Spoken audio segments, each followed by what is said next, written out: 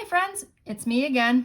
What we're doing today is we're doing what I'm calling tough problems in our notes. Okay, so please have your notes ready and also a calculator we'll need. All right, so let's call these some tough problems. You got this though. All right, for those of you who are interested in terms of where we're going, we're gonna do 3 different tough problems for this particular video. All right, so the first one, I want you to say that these are all going to be frictionless. Okay, and what we've got going on here is a surface. We've got mass 1, which is connected to mass 2, which is connected to mass 3, which is being pulled by a rope. Okay, I'm going to call this T3. Okay, and the sort of the tension in between here, I'm going to call T1, and the tension in between here I'll call T2. Okay, so let me give you some numbers here. I'm going to tell you that T3 has a value of 65 newtons, and M1 has a value of 12 kilograms, and M2 has a value of 24 kilograms, and M3, you would think you saw a pattern, but I'm spicing it up here and saying that M3 has a value of 31 kilograms. Okay, so my question to you is, what is the tension in T1 and what is the tension in T2? Okay, so here we go. First thing we need to do is figure out what forces are acting on each object, right? We essentially have 3 bodies, so I'm going to make 3 free body diagrams, okay? So let's start with M1. What forces are acting on M1? Well, if it's frictionless, the only thing that's acting on M1 is T1, right? Okay. Let's talk about M2. Well, what forces are acting on M2? Well, T1 is pulling it to the left, and T2 is pulling it to the right. And last but not least here, on M3, we've got T3 pulling this way and T2 pulling this way. Okay, so now we can write out the sum of the forces in the x direction equals MA, not once, not twice, but 3 times. And we'll see where we're at.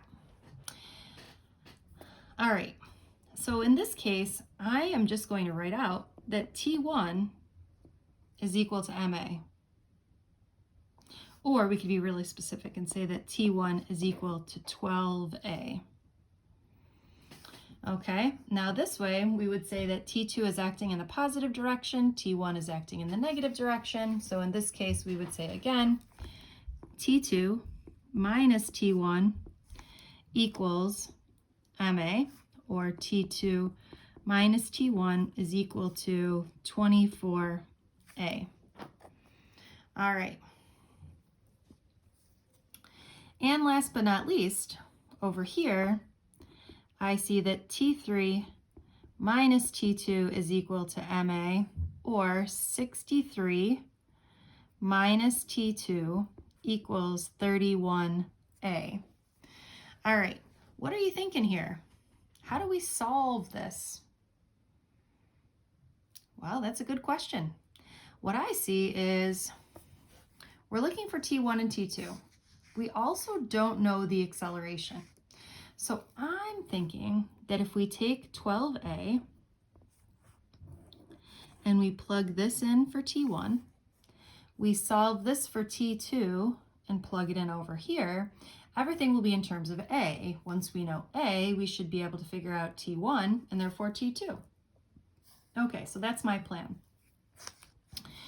I am going to add T2 to this side and subtract this to the other side. So in the same sort of foul swoop, I'm going to do two things, or I get that 63 minus 31a is equal to T2.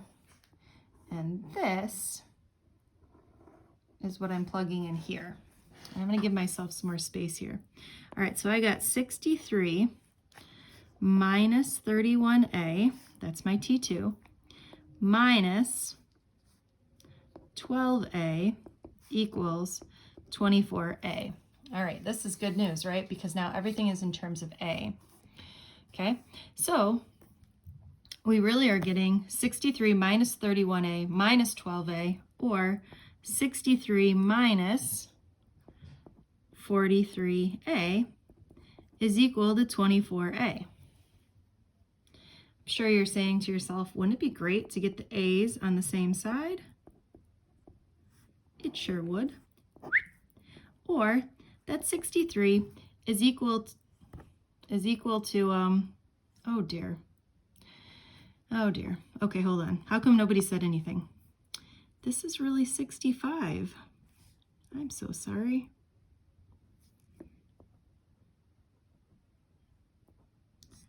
I like to write in pen because I think it's easier to see on the video. It's much more difficult to change your answers though. Okay, sorry about that. All right, so I divide both sides by 67. I bet you guys at home were thinking, when is she gonna notice, right? It took a while, clearly. All right, let's see where you can see this calculator. Here we go. All right, 65. Nope, try again. 65 divided by 67 is equal to 0.97. Okay, so A is equal to 0.97 meters per second squared. But that's not what we're looking for, right? We're looking for T1 or T2. So I know that T1 is equal to 12A, or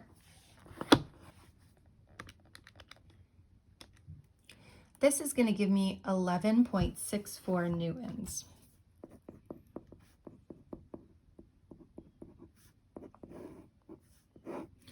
And I know that T2 is equal to 65, now that I have the right answer. Super helpful. Or 65 minus 31 times 0.97. Okay, so I get 65 minus 31 times 0.97, or I get that T2 is 34.93 newtons. All right, we're 1/3 of the way done. So you might be saying to yourself, why? Why am I asking you to do these particular problems? Well, I think these are going to really help for your homework, okay? Which is going to be the next thing that you're going to tackle. All right, I'm flipping the page here and I'm going to problem number 2. Problem number 2 is a favorite of the AP exam.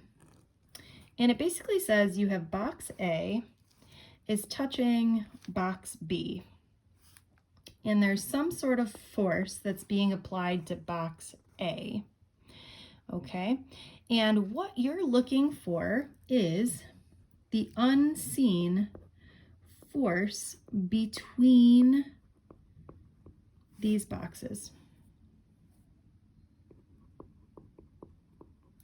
Okay, so if you think about it here, we have two things that are touching, right? And we're going to draw some free body diagrams in a second. But the reason why the reason why box B moves is because really box A is pushing it, right? The force pushes A and A pushes B. So what we're really looking for is the force between the boxes, or the force that A is pushing on B with. And because we know Newton's third law, the force that B is pushing on A with also, but that we're looking for that force between boxes. All right, so let me give you some numbers here. Let's say that the force is 20 newtons, that pushing force. The mass of box A is 5 kilograms, and the mass of box B is 7 kilograms. All right, now the first thing we're going to do is, you guessed it, draw some free body diagrams. All right, so what is happening with box A? Okay, well, we know that there's some sort of force pushing on box A. And we also know that this A is pushing B, right? So if the force pushes A to the right, A pushes B to the right. And I'm going to call this FB for the force between, okay? Now, if I tell you that this is frictionless, which everything is, because again, we haven't technically learned how to do friction yet, the next thing we're saying to yourself, is this all that's happening? No, because again, according to Newton's third law, if A pushes B with some sort of force between, B also pushes A with the same amount of force between. Okay, so if we were to write out the sum of the forces in the x direction equals MA, now did you notice that we are not writing out the sum of the forces in the y direction? Are you getting grumpy about that? Hopefully not, because we're just sort of saving ourselves some time. There's nothing exciting happening in the y direction, so we don't need to worry about it at the current moment, okay? All right, so taking a look here, what do I write out for the sum of the forces? I will write out F minus FB is equal to MA times A. Okay, and in this case, we only have one force. FB is equal to MB times A. Let's plug in our numbers and see where we're at, okay? So we really have that 20 minus FB is equal to 5A. If at any point you want to pause the video and go solo, that's completely okay. All right, and MB is 7A. Okay, what are you feeling here? What can we do? Well, we're solving for FB, so we really need to get rid of A, right? So if we solve this for A and plug it in, we'd be in business, right? So we can do that by dividing both sides by 7. Okay, so we know that A is equal to FB over 7. Okay, if you take this, let's plug it in here. So we get 20 minus FB is equal to 5 times FB over 7. Or do you see how this really becomes 5/7 FB?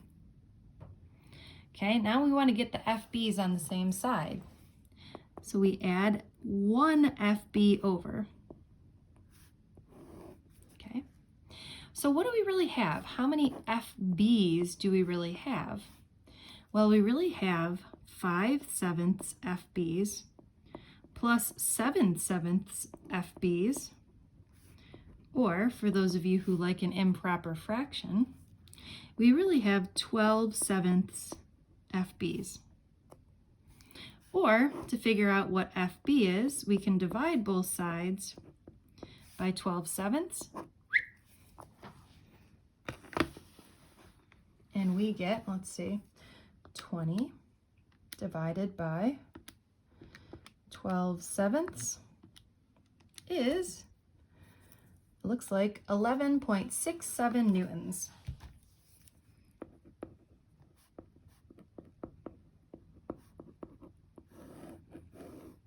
All right. Oh, there we go. Okay, one last problem. I saved the hardest for last. I hope you're ready. Here we go. I'm flipping the page.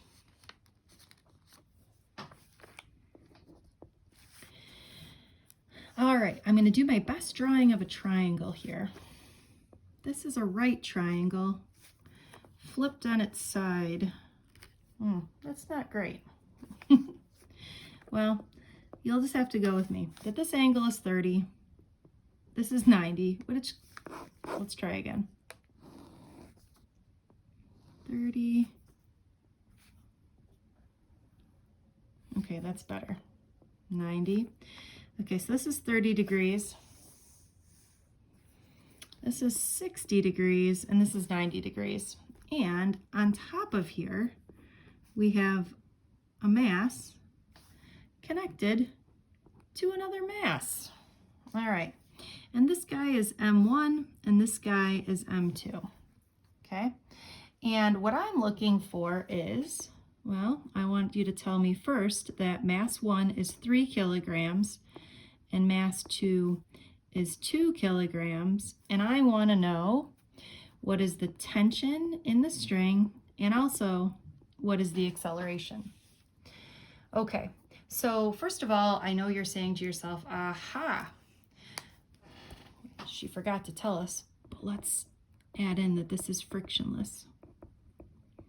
Okay, so since it's frictionless, we don't really need to worry about the y direction.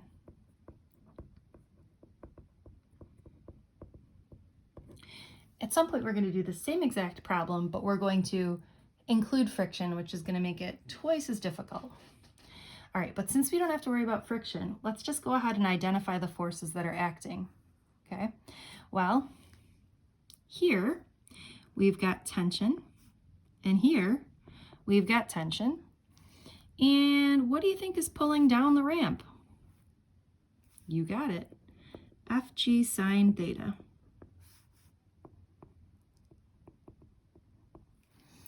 Okay, and we're going to write out the sum of the forces in the x direction equals ma for both of these. All right, now the first thing we need to do is make a guess. What do you think is, which direction do you think this is moving, right? We talked about, do you think it will be moving like this or like that? This or that? Again, it doesn't really matter. And if we pick wrong, we're going to get a negative acceleration. Okay, so since you aren't saying anything, I'm just going to pick.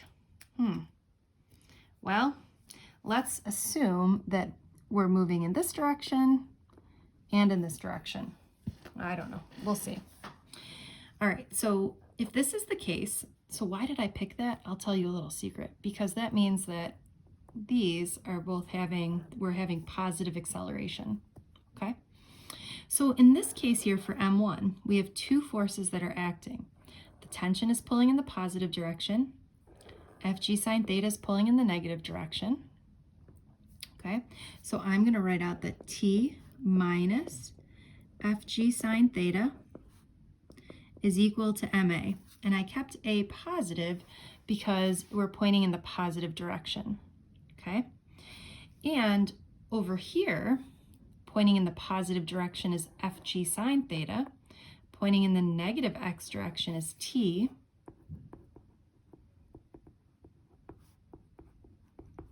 Is equal to ma. Now again, remember this is M1 and this is M2. Okay, so next thing I want to do is everywhere I see Fg, I'm going to plug in mg. T minus mg sine theta. Ooh, let's make this M1 equals M1a and M2g sine theta minus T is equal to M2a. Okay, let's do some math here. It's always helpful, I think, to get this in terms of numbers before we start to put these two equations together. All right, so I'm going to go ahead and say, all right, M1 is 3. G is 10 times the sine of 30 equals 3a. So I said we wanted to get some numbers here, right? So I'm going to do, I guess, 30 sine of 30, which gives us 15. How nice. Okay, so I get T minus 15 equals 3a. Well, that's a very nice number there. Okay, now over here, we've got M2, which is 2 times 10 times, in this case, the sine of 60 minus T equals 2a. 20 sine of 60. All right, let's use 17.3 as our answer.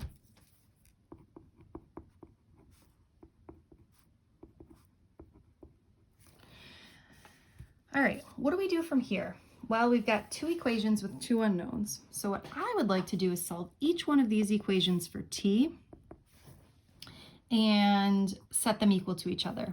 So to solve this guy for t, we add 15 to the other side, and we would get 15 plus 3a.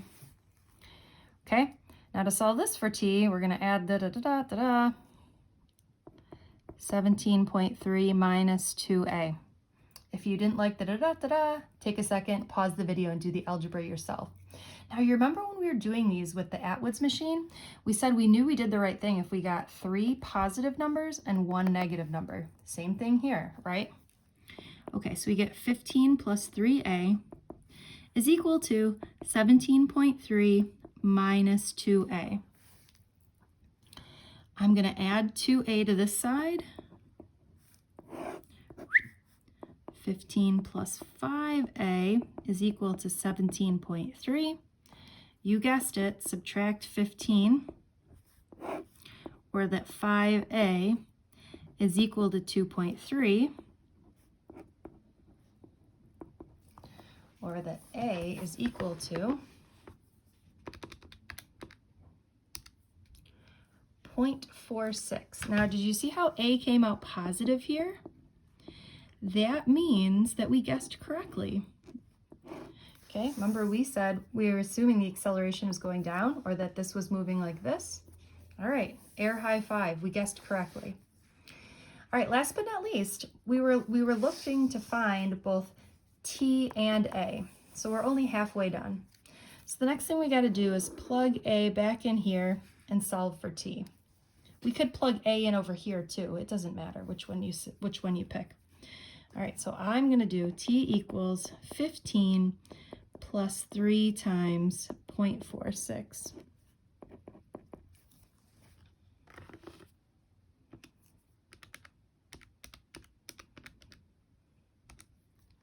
Or I get 16.38 newtons.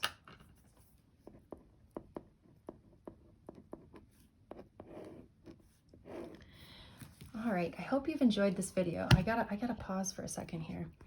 There's somebody here who is extremely tired and has not been on the edge of his seat for this entire video. So I hope I didn't put you guys to sleep in the same way I put Kiwi to sleep, okay? Bye, friends. Have a good day.